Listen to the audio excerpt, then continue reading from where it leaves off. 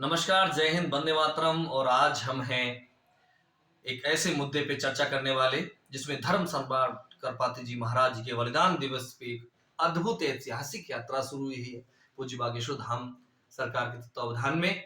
तो हमारे बीच में कुछ प्रत्यक्षदर्शी जिन्होंने उस यात्रा में ऐतिहासिक भागीदारी की और हमारे बीच में है आज अंतर्राष्ट्रीय ज्योतिषाचार्य डॉक्टर पी.के. शास्त्री जी। उनसे भी जानेंगे, उनकी ज्योतिष भविष्यवाणियां कई बहुत ही सटीक जाती हैं। तो हमारे बीच में पहले मुंबई से आए हुए आचार्य जी, आपको बहुत बहुत शुक्ला जी, नमस्ते। क्या आपने देखा प्रथम दिवस की यात्रा में? जय श्री राम, जय बागेश्वर धाम। जो मैं प्रथम दिवस बागेश्वर धाम के साथ में था और जो इस यात्रा में मैंने देखा, जन समूह अपार था। ये हमारे गौरव का विषय है कि बागेश्वर धाम जी बहुत सुंदर अच्छी दिल्ली से वृंदावन की जो पद यात्रा कर रहे हैं, इसलिए हम लोग मुंबई से आए और मैं चाहता हूं कि जितने भी सनातनी हैं सब बागेश्वर धाम से जुड़े और उस पद यात्रा में सम्मिलित हो।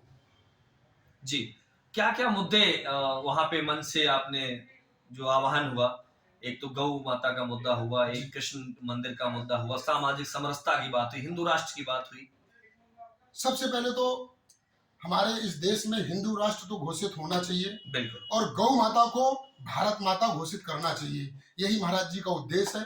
और महाराज जी जिस प्रकार से जन समुदाय को लेके सबको एक चल रहे हैं, बिल्कुल, कह रहे हैं ना कि जात पात की करो विदाई, हम सब हिंदू भाई भाई, उसी को आगे बढ़ाते हुए मैं चाहता हूँ कि इस वीडियो के माध्यम से पूरे देश में नहीं पूरे विश्व में जाना चाहिए बागेश्वर धाम की इस पद यात्रा का।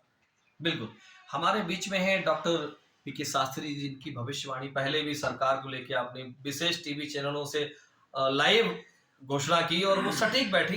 तो डॉक्टर साहब से पूछना चाहेंगे, गौ माता राष्ट्र माता का विराट अभियान समूचे भारत में संतों के तत्वावधान में चल रहा है और वहीं पूज्य धीरेन्द्र सर शास्त्री जी ने जो अभी ये संतों के सानिध्य में यात्रा की है अपना अमर बलिदानी करपात्री जी महाराज जी के 7 नवंबर के बलिदान दिवस पे, क्या आपका है?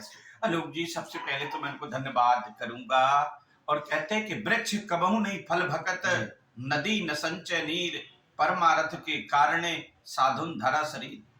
तो वास्तव में कि ये पूज्य करपात्री जी महाराज के बलिदान दिवस पर यह यात्रा आरंभ की है। और कहते हैं कि उस दिन तिथि वारम च नक्षत्रम योगा करण मेवचा यत्र तत्पंचकम पंचांगम तन्निगद्धते, कि उस दिन जो पंचांग देख करके जो एक अमृत बेला में यह पग यात्रा आरंभ हुई है।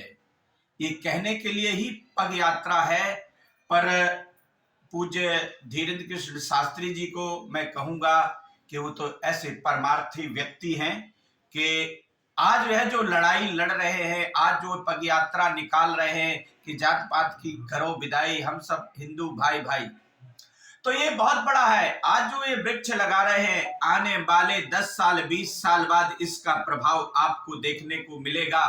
और आज तक हम सबको एकत्रित होना चाहिए, सनातनी को एकत्रित होकर के, और जो उनका नारा है, उनका जो विजन है, उस पर हम सबको साथ देना चाहिए।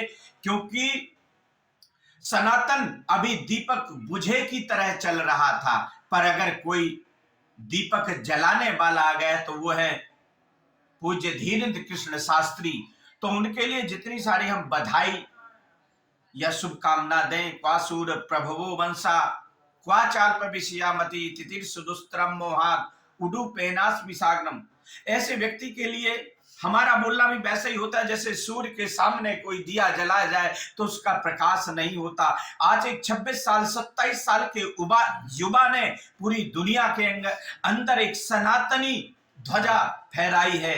तो हमें सब गर्व से सीना चौड़ा होकर के हम सब कहते कि हम सनातनी हैं और हम हिंदू हैं। बिल्कुल। तो कहते हैं कि आज प्रथम दिवस का ऐतिहासिक आपने देखा, विशेष कवरेज हमारी मथुरा वृंदावन की यात्रा में रहेगी और आगे भी रहेगी। तो कहते हैं अधर्मी कब करे सेवा, यहाँ धर्मार्थ जनता की, अड़े हैं कौर भी रक्षा करो पार्थ जनता की, कोई भी तो नहीं दिखता किरदार अब ऐसा, अहम को छोड़कर सेवा करे निस्वार्थ जनता की। तो संतों की पदयात्रा है, निश्चित रूप से बहुत ही निस्वार्थ है, ऐतिहासिक है। बहुत बहुत शुभकामनाएं, देखते रहिए विशेष कार्यक्रम। धन्यवाद। जय श्री राम।